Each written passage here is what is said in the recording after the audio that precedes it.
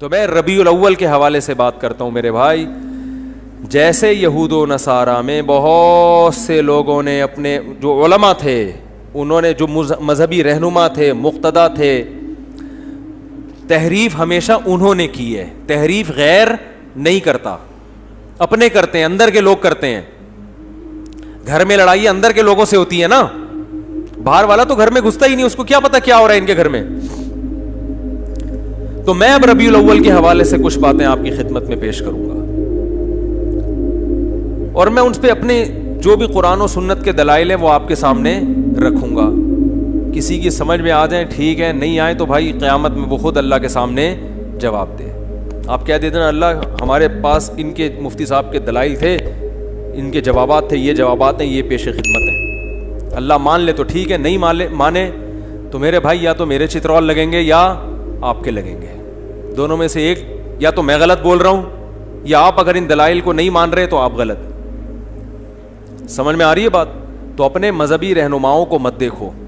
دیکھو ہم جو کہتے ہیں نا کہ قرآن و سنت سمجھو علماء سے, تو آپ کہتے ہیں ایک طرف آپ کہتے ہیں خود نہ سمجھو, علماء سے سمجھو. جب لوگ مولویوں کی پیروی کر رہے ہیں علماء کی, تو آپ کہہ رہے ہیں خود سمجھو. تو قرآن میں دو قسم کے مسائل ہیں. جو فقہی احکام ہے نا, باریکیوں میں جاؤ گے وہ تو آپ کو علماء سے سیکھنے پڑیں گے نا, لیکن جو بیسک عقائد کی باتیں ہیں جن کا غیر مسلموں سے بھی تعلق ہے, اسلام کی بنیادیں ہیں, یہ چیزیں تو ڈائریکٹ قرآن و حدیث آپ کو بتائیں گے. فقہی احکام میں جب باریکیوں میں آپ جائیں گے تو پھر اس میں علماء کا اختلاف ہوتا ہے, اس میں بہت لمبی لمبی بحثیں ہوتی ہیں. اس میں قرآن نے ہمیں علماء کو فالو کرنے کا حکم دیا ہے. وہ ابھی چونکہ ٹاپک نہیں ہے لہذا میں ان آیتوں کی طرف نہیں آتا. تو قرآن ہی میں کچھ مقامات پر حکم دیا ہے کہ خود نہیں, کس کو فالو کرنا ہے, علماء کو. کچھ آیتیں ایسی ہیں جن میں آپ نے خود سمجھنا ہے, وہ بہت آسان ہے, ان کا مفہوم بہت آسان ہے, وہ علماء پہ نہیں ڈالی گئی ہیں. بلکہ علماء کو ان پہ پرکھا جائے گا کہ یہ اس کے مطابق ہیں یا نہیں. اب دیکھو کوئی عالم نماز کا انکار کر دے کہ 5 نہیں اسلام میں 4 نمازیں ہیں, اب آپ نے عالم کو تھوڑی فالو کرنا ہے, بلکہ آپ نے قرآن و سنت کے سانچے میں اس عالم کو ڈھالنا ہے کہ یہ خود اس سانچے میں پورا نہیں اترتا, کیونکہ 5 نمازیں تو امت کا اجماعی عقیدہ ہے. اب میں آپ سے ایک سوال پوچھتا ہوں, مجھے ایک بات بتاؤ میرے بھائی, ربیع الاول اگر 12 ربیع الاول عید کا دن ہے تو یہ سیلیبریٹ کرنے کا دن ہوا ہے بھائی؟ بولو نا بھائی. جیسے کہ لوگ کرتے ہیں, مبارکبادیں دیتے ہیں. ہم یہ دیکھتے ہیں, پہلی دلیل, صحابہ کرام میں ایک موضوع من گھڑت روایت بھی نہیں ملتی کہ 12 ربیع الاول یا نبی کی پیدائش کے دن کو کسی صحابی نے سیلیبریٹ کیا ہو. آپ کہہ سکتے ہیں کہ 14 اگست کو بھی تو ہم سیلیبریٹ کرتے ہیں. یاد رکھو 14 اگست کا مذہب سے براہ راست تعلق, بولو, نہیں ہے. اس کا مذہب سے تعلق نہیں ہے, جبکہ نبی کا دن منانے کا تعلق کس سے ہے؟ مذہب سے. اس کے لیے مذہب سے ثبوت چاہیے.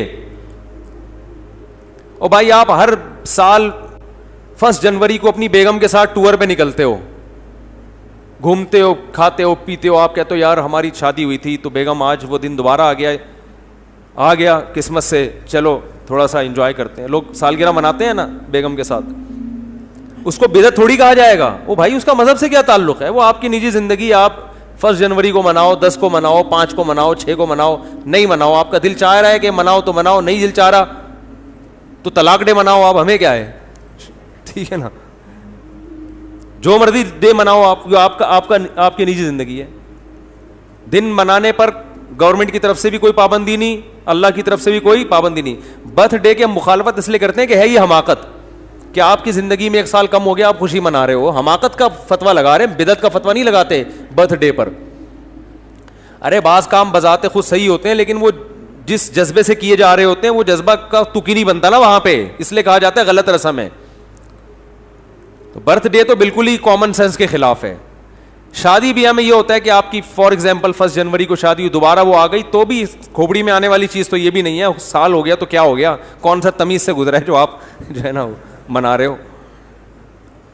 لیکن اگر کوئی منا رہے نہیں جی بیگم آج ہم اچھا کھائیں گے, آج ہم جائیں گے گھومنے پھرنے, تو چلو یار آپ کی بیگم ہے, آپ دونوں لائف کو انجوائے کرو, ہم کیوں کباب میں ہڈی بنے بھائی. زیادہ سے زیادہ یہ کہا جائے گا یار یہ غیروں سے رسم آئی ہے, انگریزوں سے آئی ہے, اس سے زیادہ اس پر اعتراض نہیں ہوگا. اس کا مذہب سے تعلق نہیں ہے. برتھ ڈے پر تو دو اعتراض ہوں گے نا, ایک تو غیروں سے آئی, دوسرا کہ یار آپ کی موت کے قریب ہو گئے اور آپ کیک کاٹ رہے ہو کہ میں 52 سال کا ہو گیا. 52 سال کے نہیں, آپ کی زندگی میں 52 سال اور کم ہو گئے ہیں, ٹھیک ہے نا. تو ابھی عبرت کا ٹائم تک کیک کھانے کا, کیک کھا کے اپنی عمر اور کم کر رہے ہو. پیسٹری اور کیکوں سے تو عمر کم ہوتی ہے نا. 52 سال کا ہو گئے, شکر ادا کرو, اب تھوڑا اچھا کھاؤ اب, ورنہ جو اس پہ شکر ادا کرو کہ آپ نے کیک کھائے ہر سال, پھر بھی اللہ نے 52 تک آپ کو پہنچا دیا. اب توبہ کر لو کیک سے. کیک اور پیسٹری تو آپ کو پتا ہے ہارٹ اٹیک کا بہت بڑا ذریعہ ہے. لیکن رسول اللہ صلی اللہ علیہ وسلم ہمیں کامل دین دے کر گئے ہیں. آپ نے ہمیں بتا دیا کہ سیلیبریشن کا ڈے کون سا ہے, عبادت کا دن کون سا ہے. اب نہ عبادت میں کمی بیشی اور نہ ان تہواروں میں کوئی کمی بیشی ہوگی. صحیح ہے بخاری, صحیح ہے مسلم کی حدیث ہے. آپ صلی اللہ علیہ وسلم نے فرمایا, حضرت انس بن مالک راوی ہیں, کہ اللہ زمانے جاہلیت میں عرب ایک خاص دن عید منایا کرتے تھے. آپ نے فرمایا اللہ نے ان کے بدلے ہمیں 2 عیدیں دے دی ہیں, ایک عید الفطر اور ایک عید الاضحیٰ. سمجھ میں آ رہی ہے بات؟ 2 عیدیں اللہ نے ہمیں اس کے بدلے دے دی ہیں. تو اسلام میں جو عید ہے کتنی ہے؟ 2. ان عیدوں میں حکم ہے آپ اچھے کپڑے پہنے, اور اس کی کوئی لاجک بھی ہے نا. لاجک یہ کہ رمضان کے روزے ختم ہوئے ہیں, چھٹی, جسمانی خوشی بھی روحانی خوشی بھی. جسمانی خوشی یہ وہی ہوٹل کے پراٹھے شروع دوبارہ سے, گٹکے کی پرمیشن مل گئی آپ کو, یہ جسمانی. روحانی یہ کہ اللہ نے اتنی بڑی عبادت ہم سے لے لی. ویسے ایک روزہ رکھنا کتنا مشکل ہے, پورے مہینے اللہ نے روزے رکھوا دیے ہم سے, گن پوائنٹ پہ رکھوا لیے نا, فرض کر دیے. ورنہ ہمیں اختیار دیتا تو ہم تو ساری زندگی سوچتے ہی رہتے. اللہ نے کہا رکھنے پڑیں گے بس. تو چلو زبردستی اللہ نے عبادت کروا لی, مگر کروا تو لی نا, اس بہانے اللہ کا نام لینے کی توفیق مل گئی. رمضان نہ ہوتا تو رمضان کی عبادتیں ہوتی نہیں ہوتی. تو یہ دونوں خوشیاں. بقرعید میں بھی 2 خوشی. روحانی خوشی ہے کہ ابراہیم علیہ السلام کی سنت زندہ ہو رہی ہے, گناہ معاف ہو رہے ہیں قربانی کے ذریعے. جسمانی خوشی, گوشت کھانے کو مل رہا ہے تازہ, اپنے ہاتھوں کا ذبح کیا ہوا. یقین ہے گائے کا ہی ہے, بکرے کا ہے, یقین ہے, ورنہ کیا پتا بھائی کیا کیا لوگ ہوٹلوں میں کھاتے ہیں کھلاتے ہیں. تو وافر مقدار میں گوشت کھانے سے بڑے فائدے ہوتے ہیں. بیان بھی ہمارے جب ہی سمجھ میں آتے ہیں. لوگ جو اعتراض کرتے ہیں نا مجھ سے, یہ کیا بیٹھ کے باتیں کر رہے ہوتے ہیں شادیوں کی. بھائی آپ جب سبزی کھاؤ گے تو نہیں سمجھ میں آئیں گی یہ باتیں.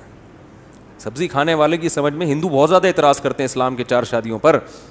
بھائی جب سبزی کھاؤ گے تو کہاں سے سمجھ میں آئیں گی یہ باتیں, گوشت کھاؤ. تو خیر دونوں دو اللہ نے عیدیں دیں. اب مجھے ایک بات بتاؤ کہ ہم دیکھتے ہیں کہ رسول اللہ صلی اللہ علیہ وسلم کے دور میں ربیع الاول درجنوں دفعہ آیا. آپ صلی اللہ علیہ وسلم کے دنیا سے جانے کے بعد کا ٹائم بھی اگر ملایا جائے اور آپ کا ٹائم ملایا جائے تو درجنوں بار آیا ہے. یعنی کوئی ایک ضعیف سے ضعیف روایت بھی نہیں ملتی کہ اس مہینے کو صحابہ کرام نے دوسروں مہینوں سے کوئی الگ حیثیت دی ہو, کہیں بھی نہیں ملتا. حتیٰ کہ رسول اللہ صلی اللہ علیہ وسلم کی جو تاریخ ولادت ہے وہ بھی 12 بنتی نہیں ہے کسی حساب سے. فلکیات کی روح سے اگر آپ کیلکولیشن کریں نا بیٹھ کے, تو نہ تاریخ وفات 12 ربیع الاول بنتی ہے اور نہ تاریخ ولادت. دیکھو اسلامی تہوار جو ہوتے ہیں نا, بلکہ دنیا میں کسی بھی مذہب کے جو تہوار ہوتے ہیں ان کی ڈیٹ میں کسی کا اختلاف نہیں ہوتا, کیونکہ وہ ایسی چیز ہے جو تمام اہل مذاہب کو جوڑ دیتی ہے. جیسے ہندو جو ہولی مناتے ہیں, جہاں بھی دنیا میں ہندو پایا جائے گا ایک ہی دن پہ منائے گا وہ ہولی. عیسائی کرسمس مناتے ہیں پوری دنیا کے کس دن؟ 25 کو. تہواروں میں اختلاف کسی مذہب میں نہیں ہوتا. مسلمان عید الفطر مناتے ہیں 1 شوال کو. کسی بھی مسلک کا مسلمان ہوگا شوال کی پہلی تاریخ کیا دیوبندی، کیا بریلوی، کیا اہل حدیث، کیا شیعہ، کیا سنی، کیا حتیٰ کہ جو یعنی جن کی صرف اسلام